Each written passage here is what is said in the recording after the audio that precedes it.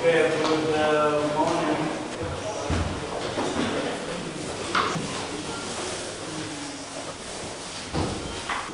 Last time we were able to, come up with our first velocity of any wave, which we formulated from Maxwell's equations.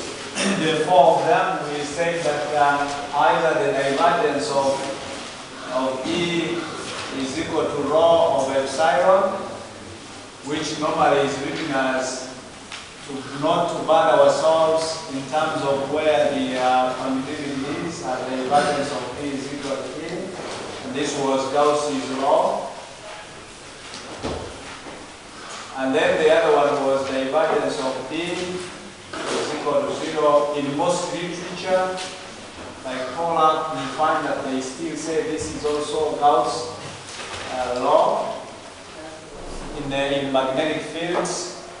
And then we said that the curl of E was equal to minus Kali B by Kali T as equation 3. And this we called it Faraday's law.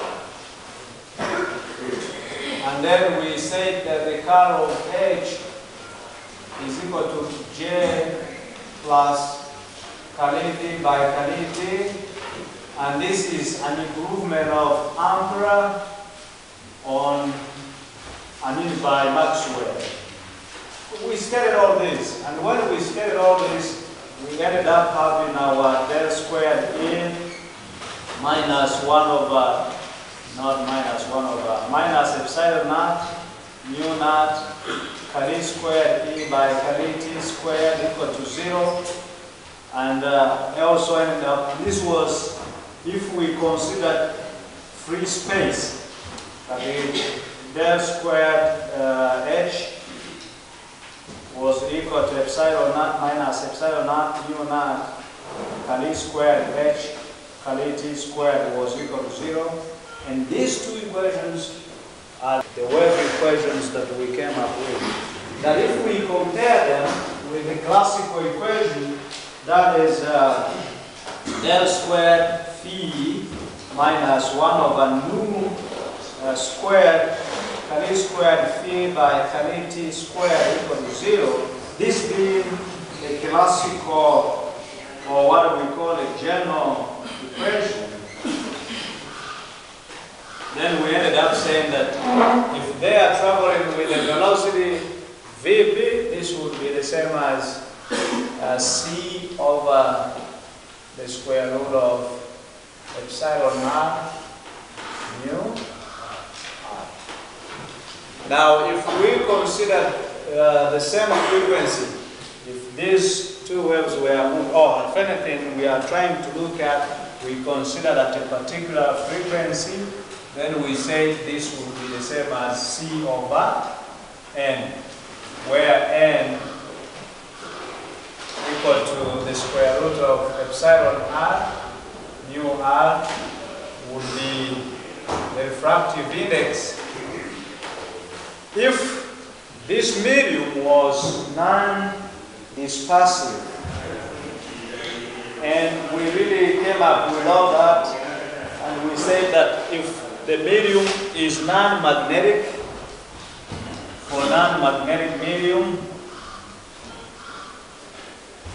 then we get that our n is equal to the root of epsilon r. You narrow it down. So the relative permeability is 1. So we ended by saying that if we take the light of one color, that is monochromatic propagation, and we don't give a damn on which direction we are going, that is by taking an arbitrary direction, then we would have that the solution of the wave equations 7 and 8 would take shape of the form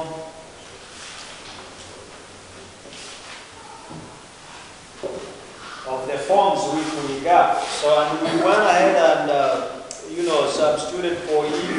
And remember, I had already put for the Kali squared E, Kali T squared B minus Kali squared E by kali t squared equal to minus omega squared E, and the del squared E being the same as minus k squared E.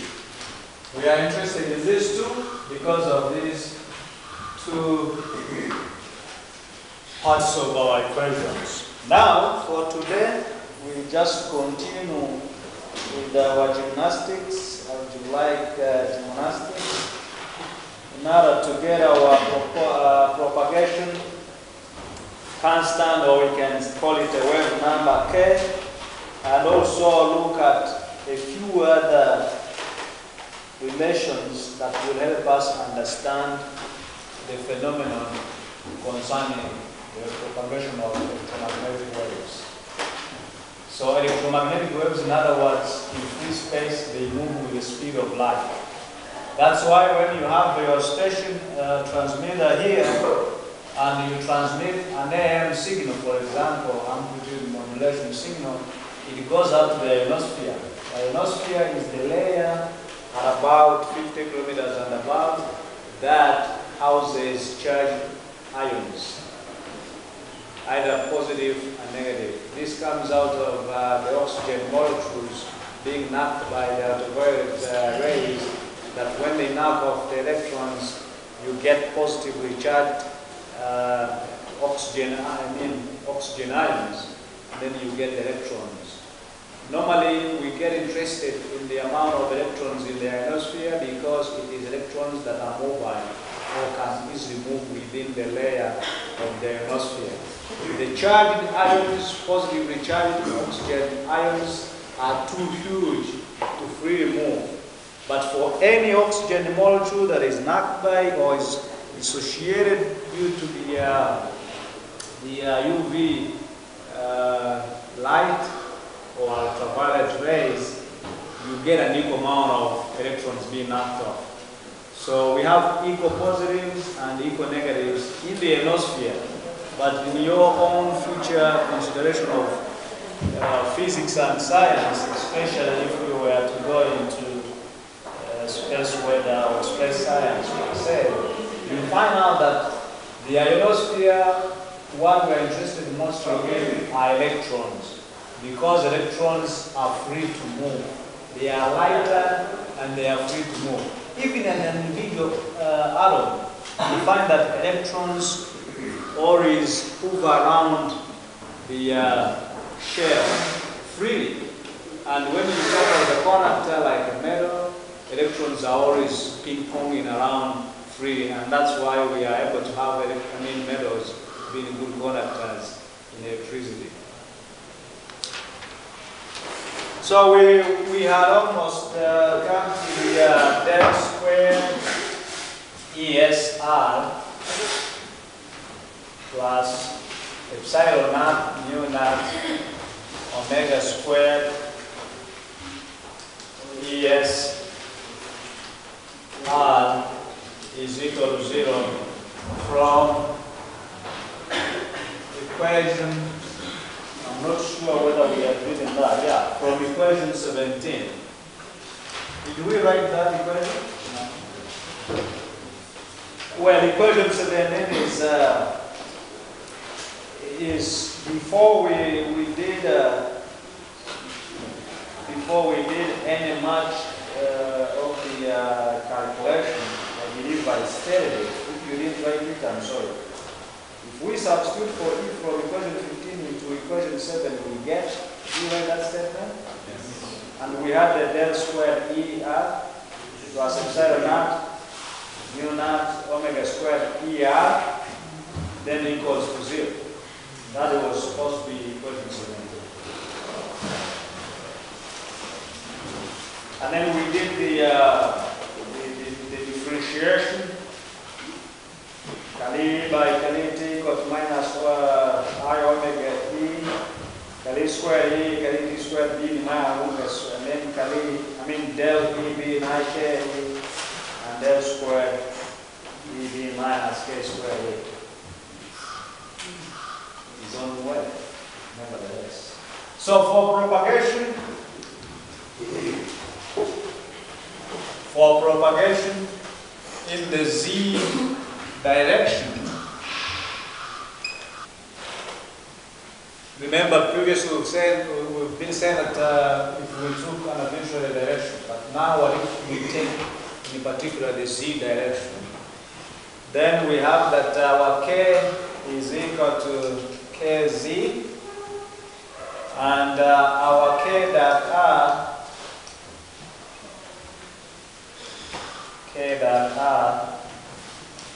would be the same as kz. And the equation 17 becomes,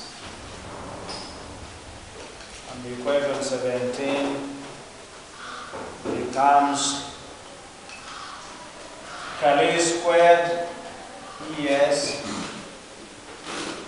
Z by Kali T squared plus epsilon naught mu naught omega squared ES Z is equal to 0. I get this as equation 18. But if you remember very well, we had an equation in A as being A R T being the same as E naught epsilon I k dot r minus omega t. We said could be written as E naught E I k dot r, then multiplied by E minus I omega t. And of course, when you do the addition, you get your other part being inside. And we said we can group the two, this whole stuff, as equal to ES. Okay? But ES Z, because now we've chosen the Z direction, this is Z not maybe continues to be T, is the same as E naught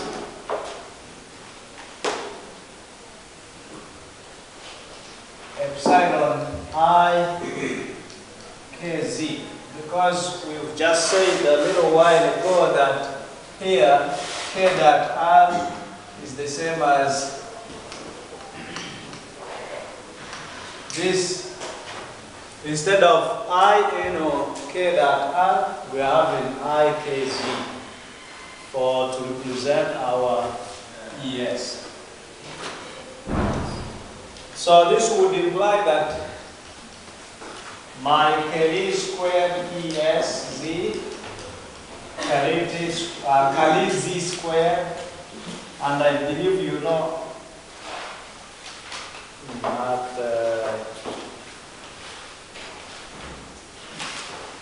I think this is Z, because now I'm looking at if I'm taking this, I'm now looking actually for this. Okay? I'm looking for the del, the gradient, which is Kali by Kali Z, not Kali T. Because remember, the del operator, if we are talking in Z, will be Kali by Kali Z. And of course, if we took the Z direction, we have along the Z. And this would be the same as, I'm just taking a lot of time in doing the differentiation. If I do the first differential, I can say this is Kali by Kali Z. And then I have first differential will be IK. Then the whole thing, ES.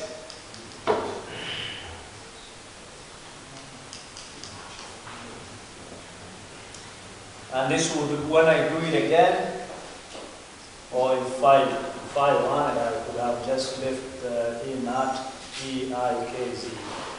I do it again, the I comes I squared minus 1, so I will get this being the same as minus K squared ES Z.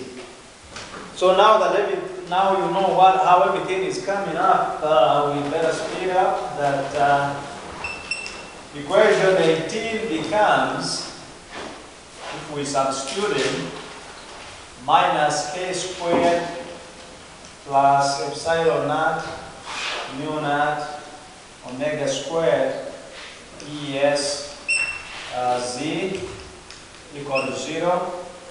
We get this as now going in.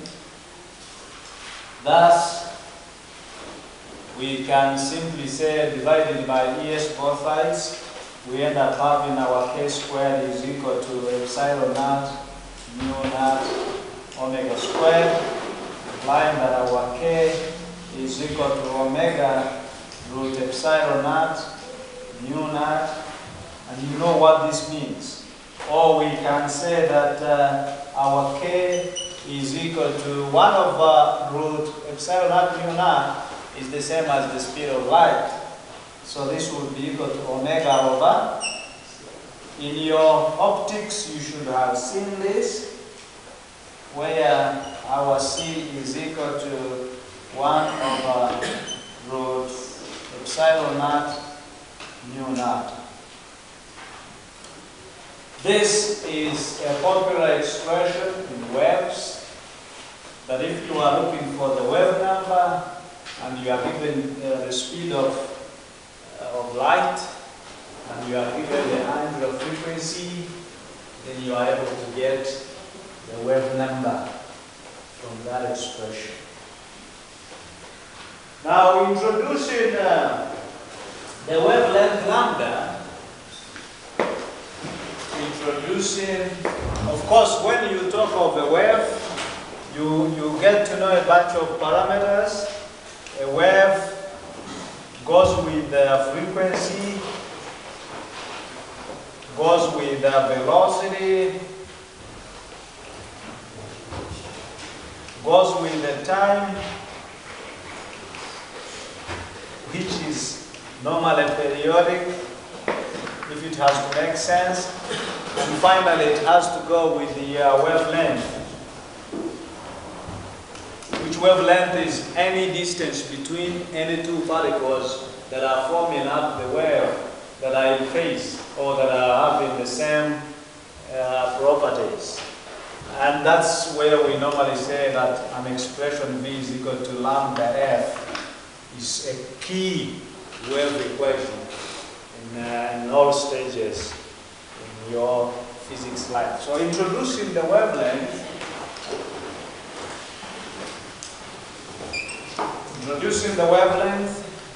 lambda denoted by lambda, and frequency denoted by F. Then we have that omega over c would be the same as 2 pi f over f lambda, which is equal to 2 pi over lambda. So we can say, because if we took this omega over c, we know that omega is the same as the angular frequency.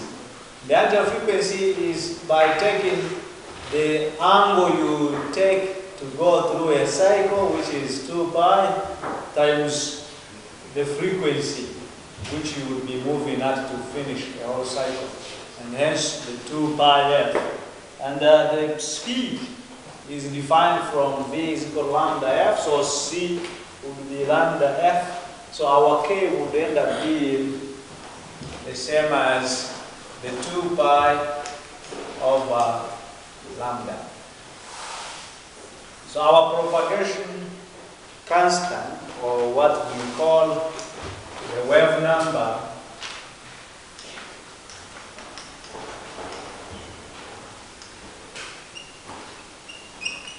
is given by 2 pi over the wavelength. Now take a wave, moving with time, or a time varying wave.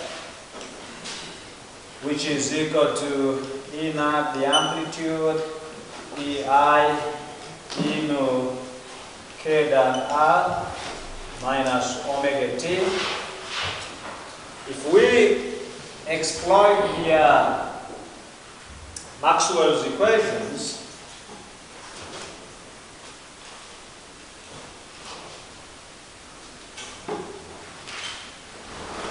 and we take them to be moving in free space, then we have that the divergence of D is equal to 0. Divergence of E then will be equal to 0 because D is epsilon E. So this would imply that K dot E is equal to 0. Two vectors, their dot product A dot B is equal to A B cos theta, which theta is the angle between them. Now, if you have been on Muelo Prison, you realize that our E is vertical, propagates vertically. Our B propagates horizontally.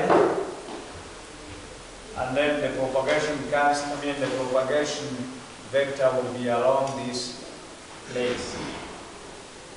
The two are at right angles, the K and E. So our K dot E is the same as K magnitude, E magnitude, the cosine between them. And what is the cosine of 90? 0. So that's where we are right in this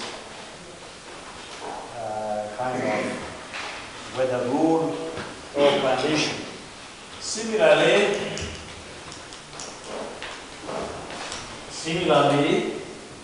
we take for H, or for the magnetic component, also varying with time.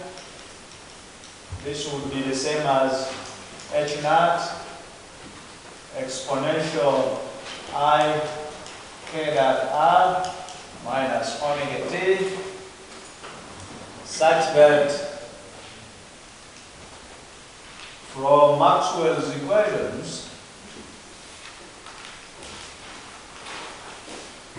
are they equations or equations? From Maxwell equation, I don't think equation is equation. For Maxwell equation, we know that the divergence of B is equal to 0. Try to diverge the magnetic fields, they will disappear because you need to be continuous. Try to calm the electric fields from the charge when they are supposed to be going to as far as they can, and try to ground them in one center, they will disappear. So we know that B is mu naught H, so the divergence of H will be equal to 0, and finally K dot H is also equal to 0 because H is also perpendicular to K. This is our H component. Hence, both electric and magnetic,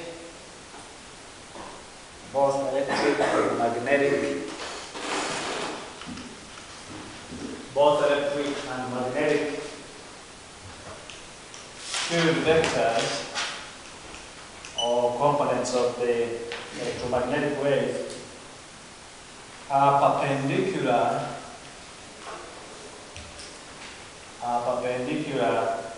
to the propagation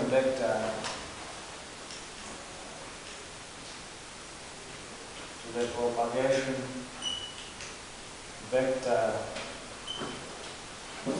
K.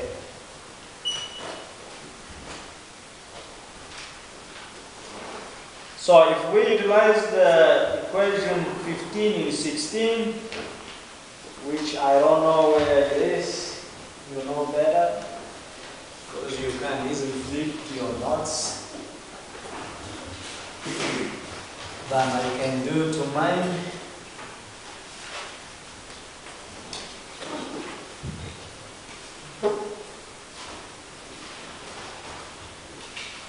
So also if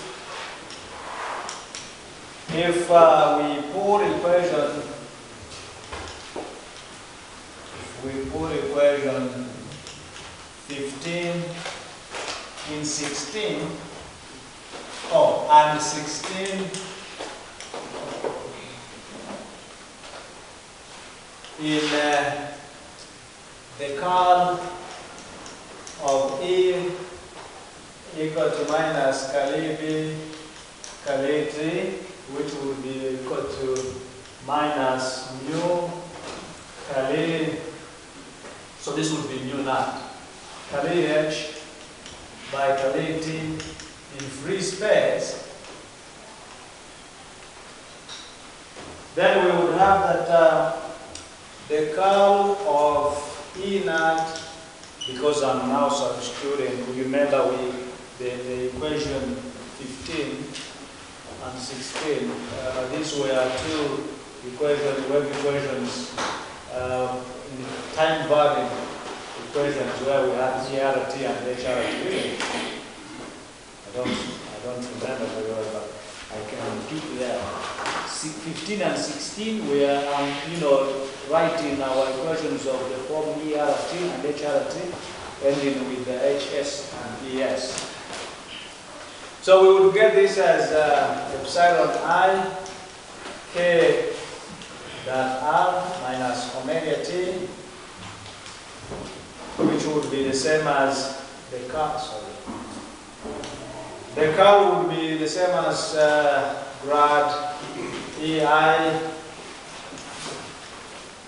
KR. Those of you who majored in physics, where would you know this mathematics? I'm sorry, you should have not majored in anything, you should have taken everything. Then we take the curl of E now. And this would be the same as minus, no, not minus, I K then cross E. The gradient of this would be the K, this one here, the IK, because this is in time, because this is the same as EIKR times E minus omega T, so the other one would be thus we would say that our I K cross E would be the same as the other right hand side part, which is minus mu naught Kali H by Kali T, which would be the same as I. If I bring this I this side, or if I divide by I both sides, if I take I on top, it becomes minus, and that is rationalization of complex variables. When I rationalize it, becomes a positive I, and then omega mu naught HI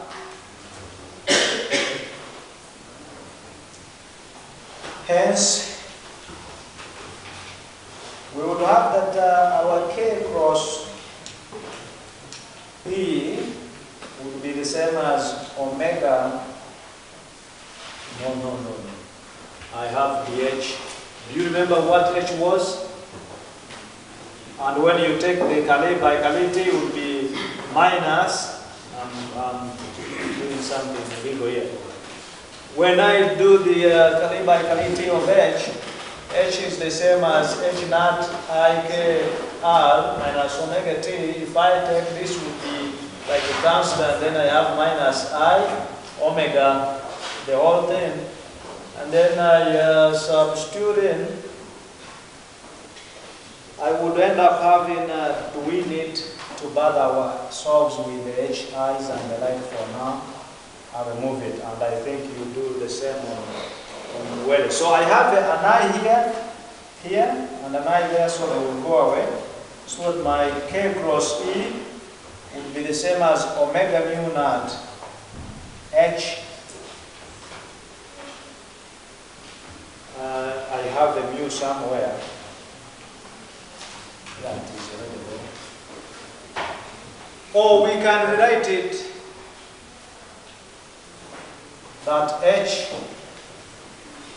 is equal to 1 over mu naught omega K cross E.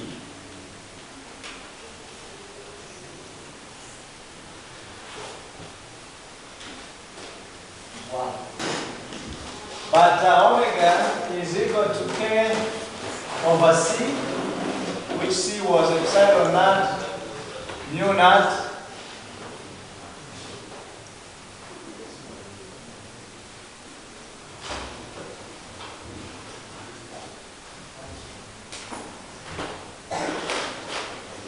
I hope you will find solace in doing it yourself. Your free time. Then we would have that our H is equal to the square root of epsilon naught mu naught dot multiplied by K over K, which is the K roof, then cross with E, such that our H will be the same as the root of epsilon naught over mu naught K roof cross E, where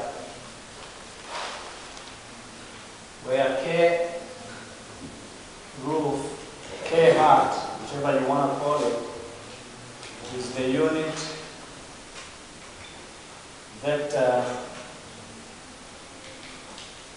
in the direction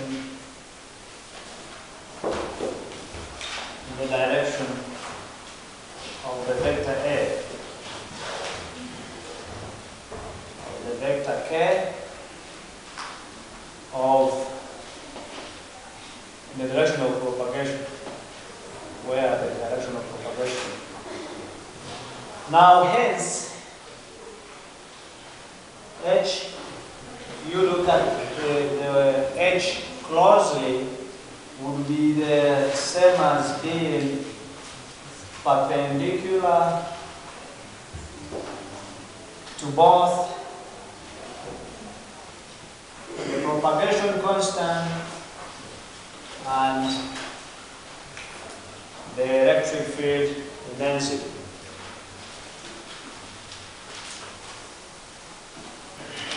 So the vectors or field vectors E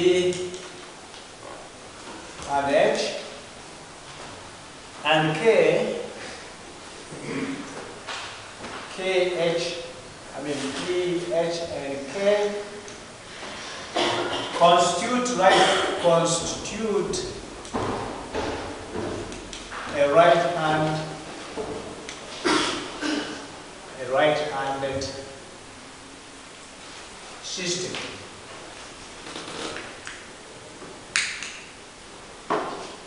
Of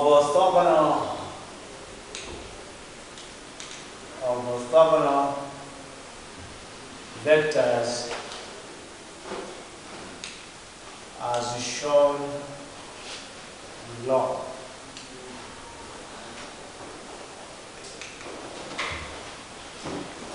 So the system we are talking about is that we have our E, we have our K as propagation vector, and perpendicular to the board, which is along this paper like this, which I can't draw, I will draw it. It's like the Fleming's right-hand rule. That's why we are saying right-hand system. All these are perpendicular to each other. So that's why this is maybe like this. the left hand would be nice to show this. Because if I do this, I'll be able to say H is this one pointing at you, this is the K, and this is the E. So the rectangle of E cross H will point along the direction of propagation.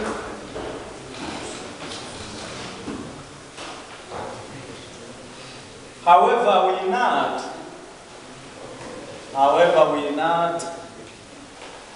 that E and H,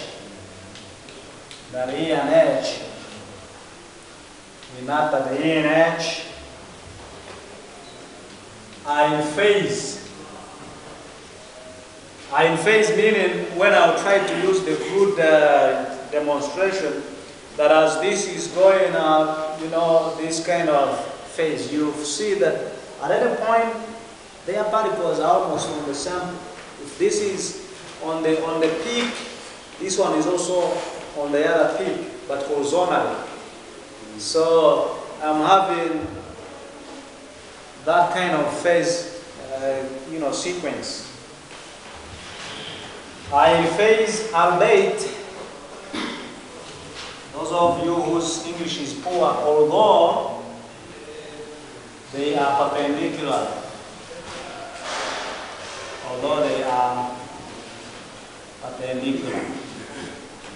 So although one is horizontal and the one is vertical, but they are in phase. They move in phase. So to summarize this far, we can simply say that E cross H gives us an S, which is called the power per unit area of the electromagnetic wave, and we call it a physics word called the Poynting's vector. The Poynting's vector, and it is the measure